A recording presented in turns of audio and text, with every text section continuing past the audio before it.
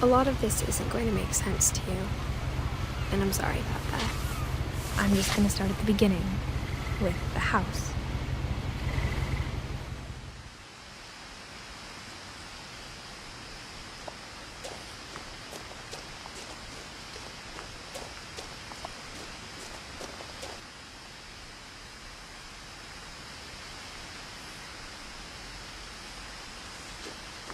I lived here until I was 11, but I wasn't allowed inside half the rooms.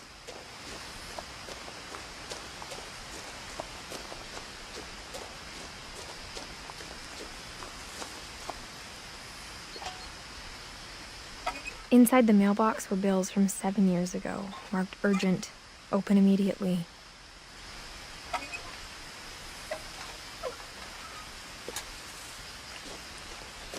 I hadn't been back since my brother Lewis's funeral.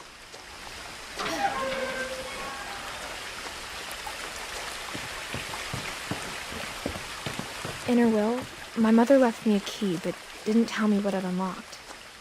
Maybe she thought I'd know. Or she thought that the mystery would be enough to bring me back.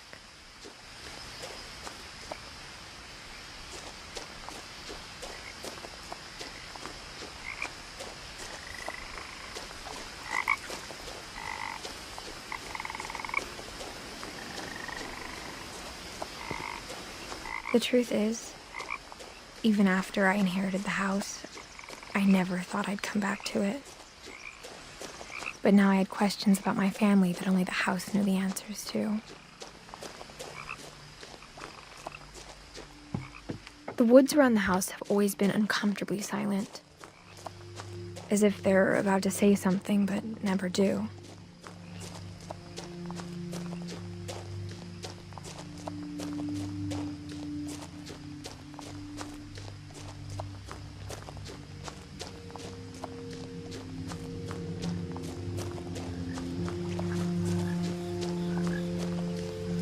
The house was exactly like I remembered it, the way I'd been dreaming about it.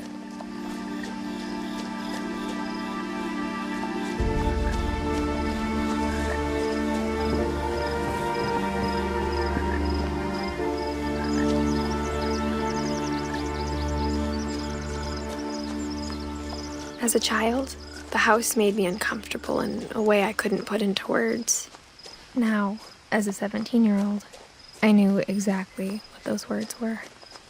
I was afraid of the house.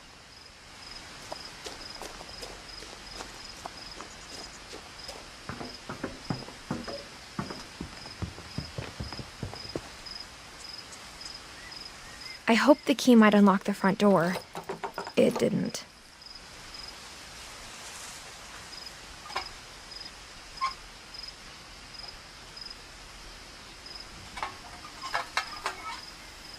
Looking in, I felt like the house itself had been waiting for me.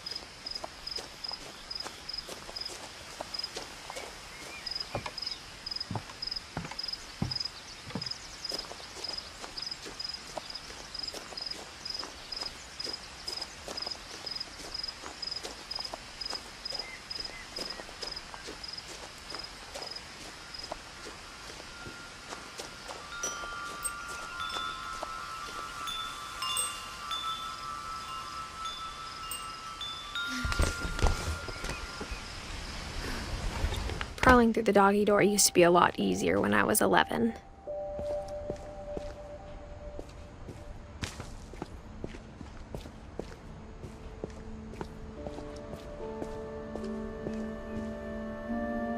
The power had been turned off the night we left.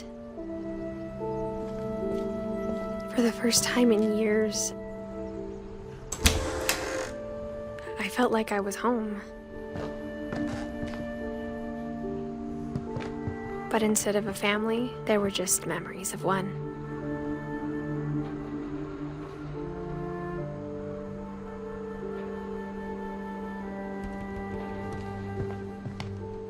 Like how only one restaurant would deliver to our house, so we had Chinese a lot.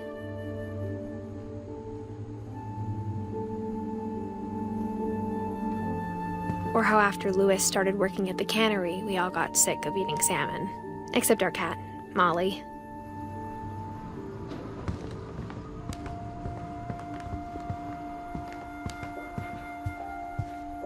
The table was still a wreck from the night we left.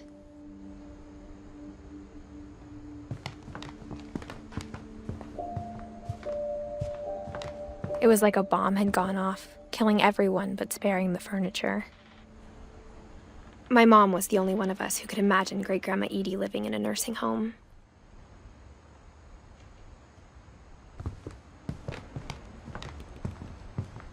Nothing in the house looked abnormal.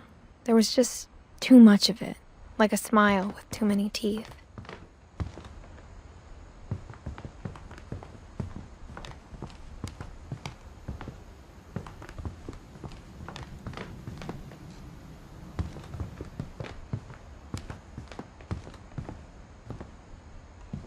Mom always told me to stay out of the basement, so I wasn't too surprised when the key didn't fit.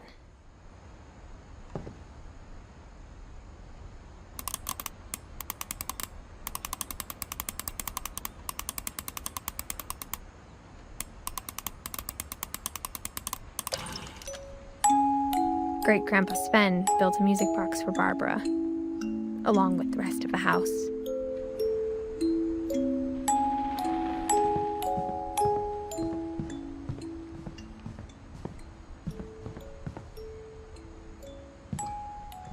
My mom wasn't much of an optimist, but she never stopped believing that my brother Milton was alive.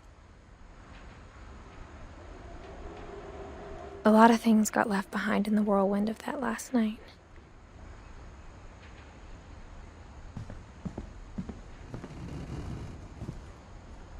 After Milton disappeared, Mom sealed up all the bedrooms. Then Edie retaliated and drilled peepholes.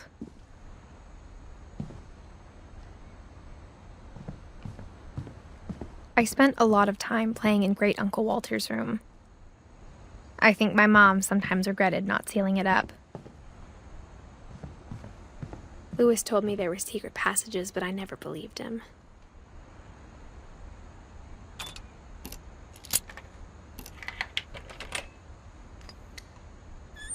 Turns out, my mom was really good at keeping secrets. Now it was time to find out what my mom had been afraid of.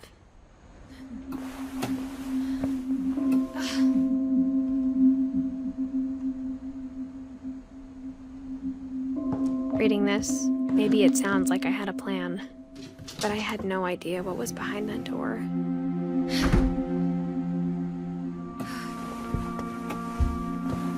Just like I had no idea where all this was gonna lead.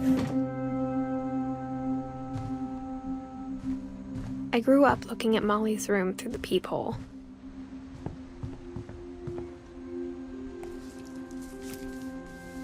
December 13th, 1947. Dear Diary, I'll be gone soon, but I wanted to tell somebody about what's gonna happen. It started when Mom sent me to bed without dinner. I woke up and I was starving, so I looked around for something to eat. The gerbil food was dry, but I didn't mind it.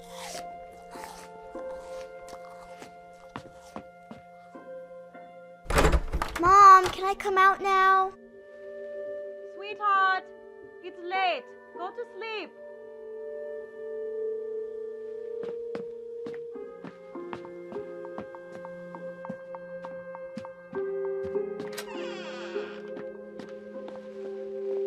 I kept eating and eating.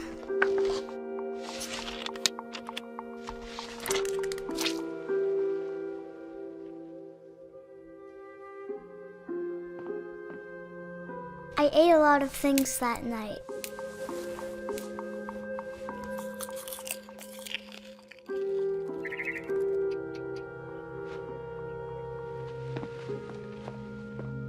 Then I heard chirping outside my window.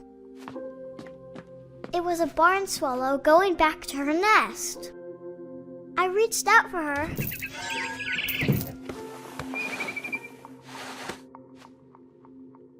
And suddenly, I was a cat.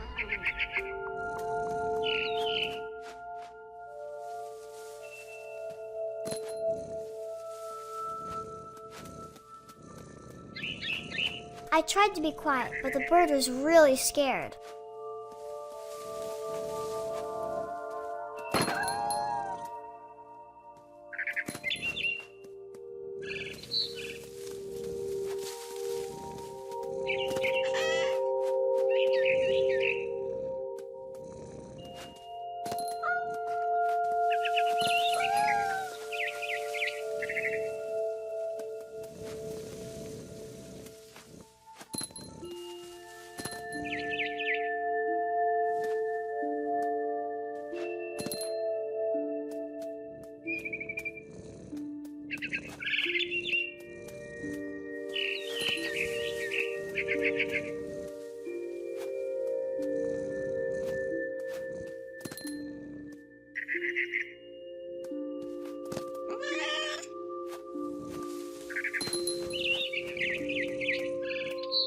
I jumped and I almost got her.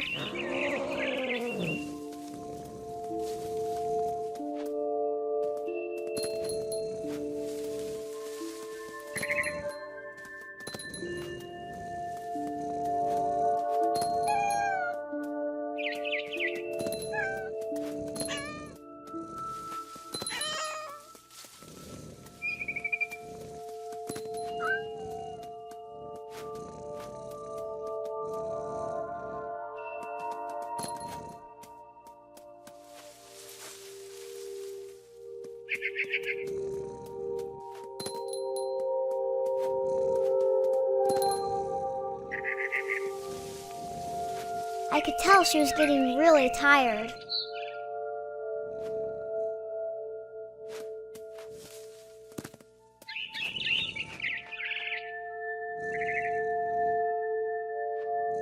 Now I was up in the big tree. I promised Dad I wouldn't climb it anymore. All I cared about was eating that mama bird.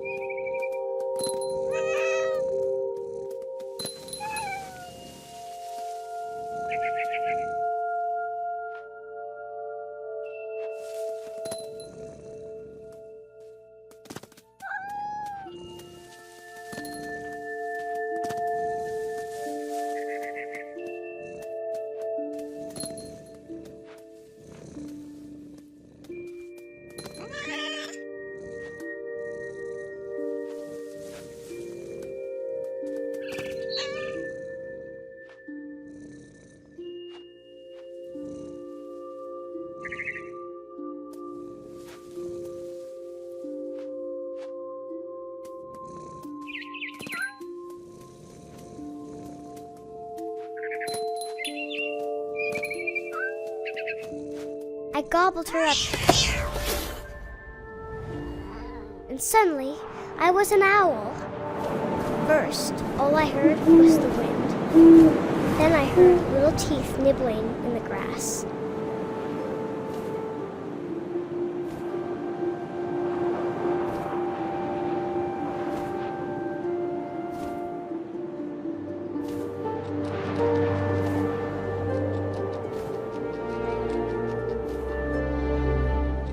Rabbits.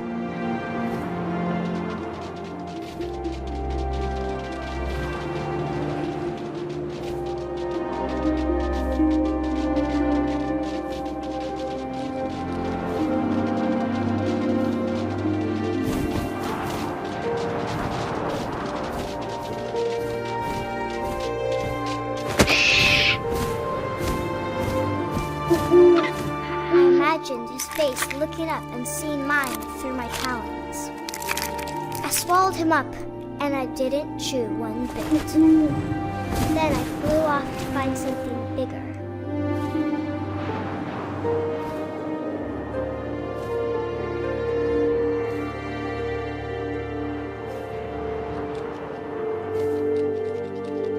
A mama rabbit.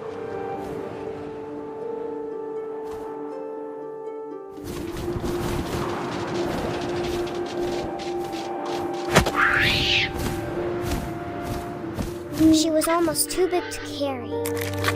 I started choking, but I couldn't stop eating.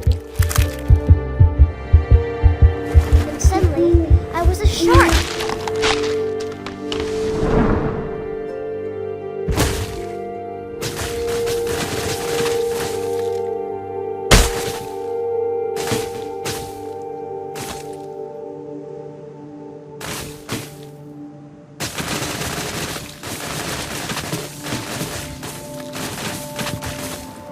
I rolled off the cliff and into the ocean. Now, I was hungrier than ever.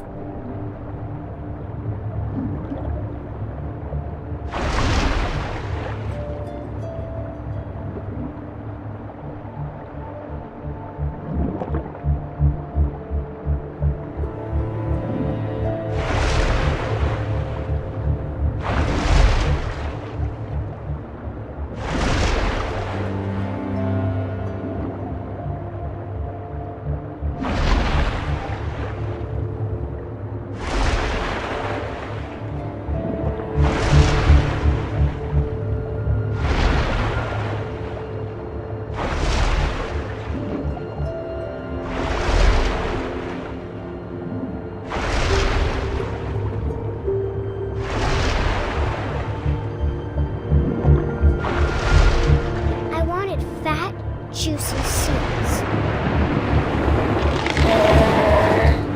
I tore off her flipper and it tasted really good.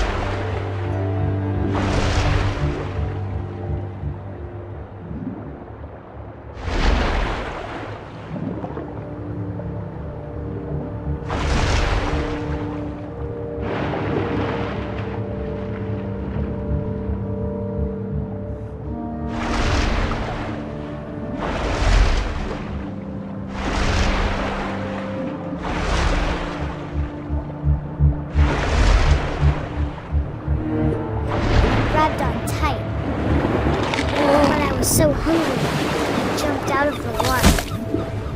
When I opened my eyes, everything had changed.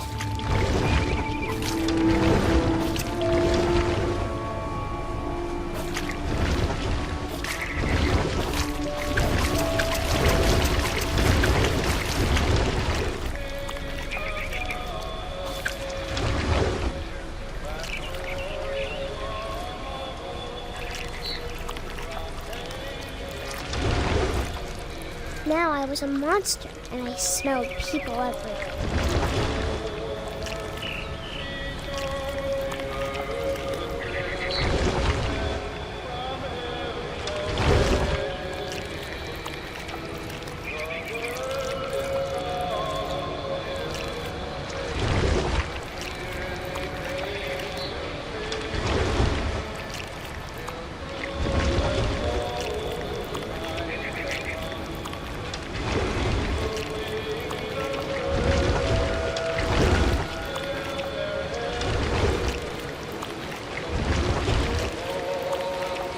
I was big, but I moved real quiet.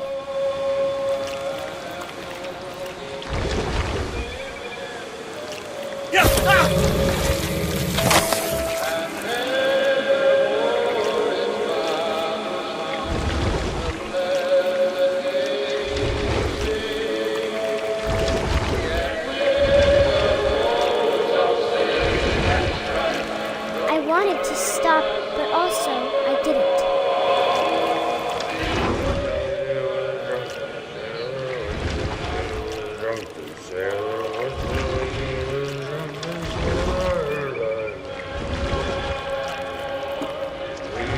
belly with a rusty razor, shave his belly with a rusty razor, shave his belly with a rusty razor. What shall we do with a drunken sailor? What shall we do with a drunken sailor? What shall we do with a drunken sailor? And the captain's daughter, the captain's daughter, the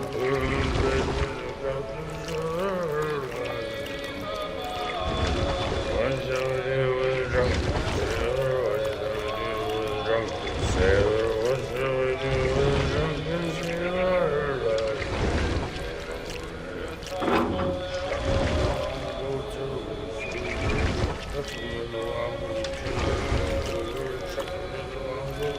After the last passenger, I was still hungry. And to cross the water, I smelled something new. Something I had to have, so I swam towards it.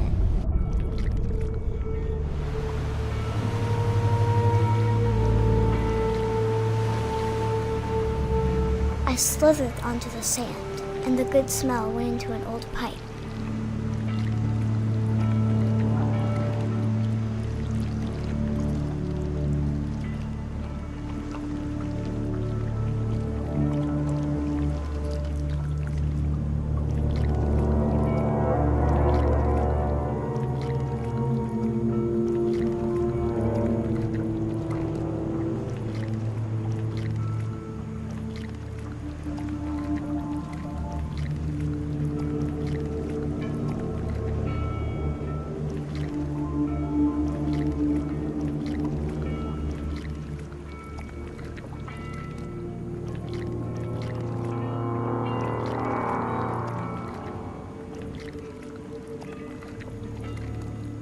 I got closer and closer.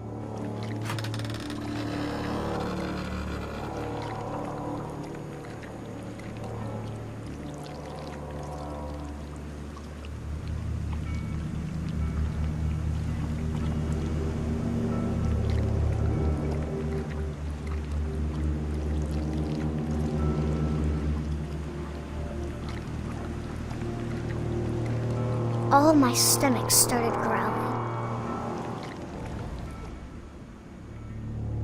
And suddenly, I was me again. I held my breath for a long time, but I couldn't hear anything. I think it's waiting for me to fall asleep. But it's not going to wait much longer. It needs to feed, and we both know I will be delicious.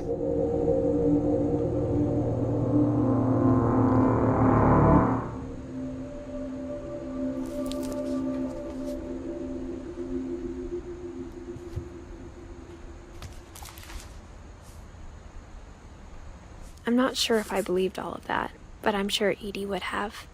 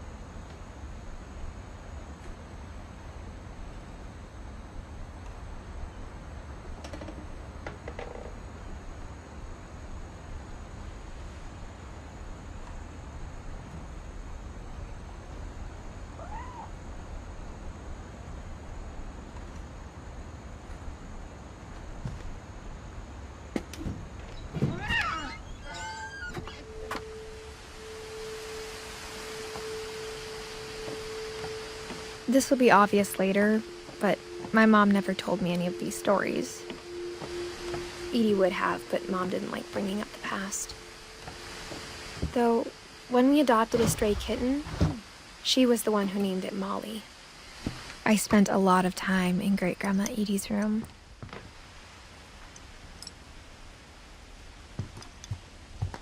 Her room was like a museum. For 500 years, the Finches have been famous throughout Norway for their fortune and misfortune. Odin Finch buries the latest victims of the family curse, his wife Ingeborg and their newborn son, Johann. On January 7th, 1937, he set sail with his family and his house, hoping to leave the curse behind. But 40-foot waves off the coast of Washington send the house and Odin to the bottom of the sea. Odin's daughter Edie, with husband Sven and baby Molly, step ashore on their new home, Orcas Island.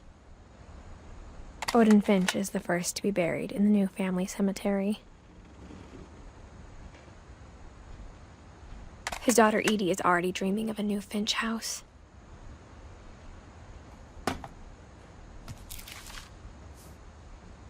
Whatever's wrong with this family, it goes back a long ways.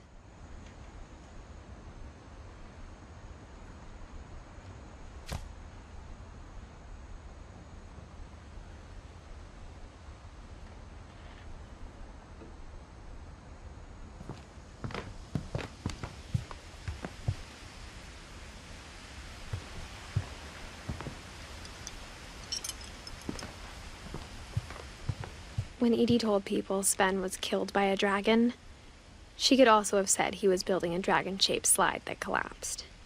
She could have, but she didn't.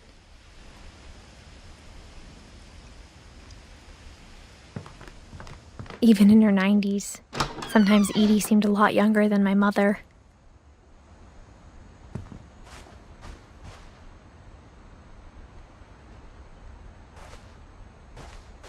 The only trace Grandpa Sam's first wife, Kay, left on the house was the pink bathroom. It was a pretty big trace.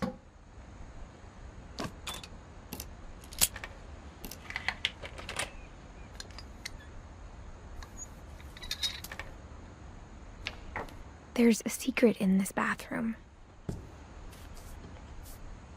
It's in the last place you would look. It isn't in the cupboard. It's hidden in this book.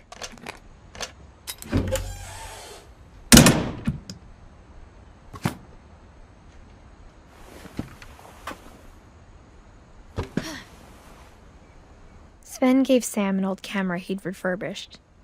He never put it down.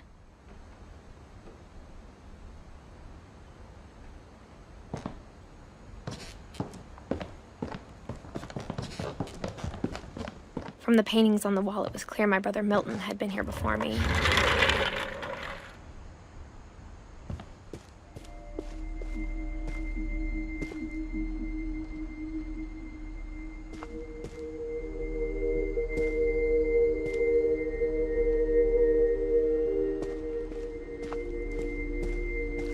I knew Grandpa Sam had a twin, and that he never talked about him.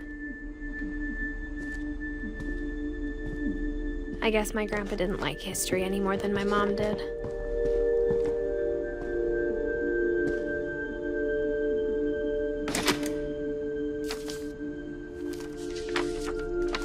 How I Want to Remember My Brother by Sam Finch. The thing I remember is that when he made up his mind, that was it.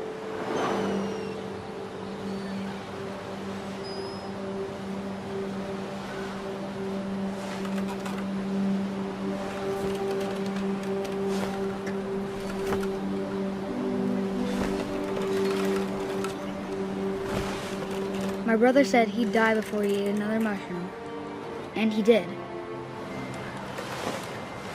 At Barbara's funeral, we swore we'd never be afraid again, and he wasn't.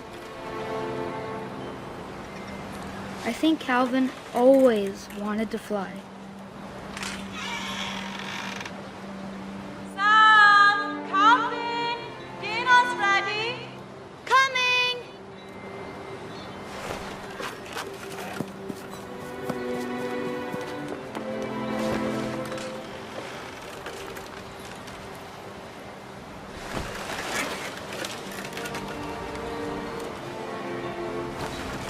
But that day, he finally made up his mind to do it.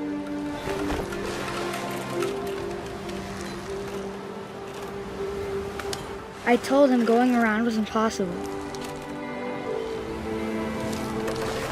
Maybe if I hadn't said that. Calvin, I'm not gonna tell you again.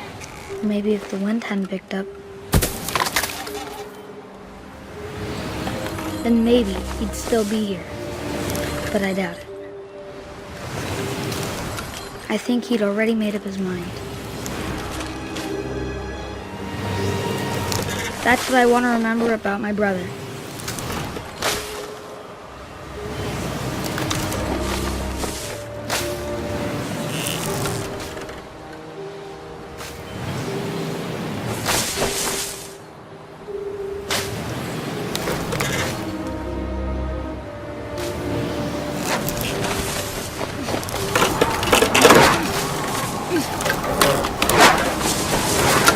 The day he made up his mind to fly. And he did.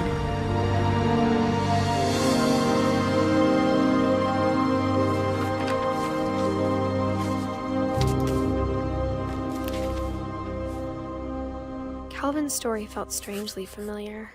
When I was younger, I remember trying to do the exact same thing.